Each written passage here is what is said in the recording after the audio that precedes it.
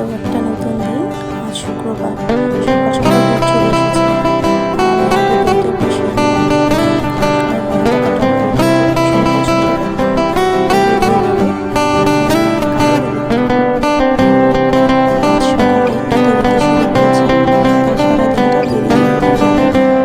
School ছুটি আজকে, কাল থেকে ওদের এক্সাম শুরু হবে। আর আমার এগুলো করতে করতে চলে এলো বাজার। আজকে রান্না করব কাজলি মাছ, মাছের তেল ভাজা, বড়ি দিয়ে পাতলা মাছের ঝোল, উচ্ছে আলু ভাজা আর বেগুন ভাজা। রান্না কমপ্লিট করেই ছোটোজনকে স্নান করিয়ে আনলাম। ওকে বললাম, মা আজকে কিন্তু তুমি নিজের হাত দিয়ে খাবে, আমি তোমাকে মাছ বেছে দিচ্ছি। আর ও তাই করলো। সবারই মোটামুটি খাওয়া শেষ, বাকি রয়েছে আমি। আর আমি এত কিছু থাকা সত্ত্বেও যা দিয়ে খাই দেখো, কালকের ডাল শুকনো, এটা আমার খুব প্রিয়। এখনের মতো এতটুকুই, দেখা হবে নেক্সট ভিডিওতে।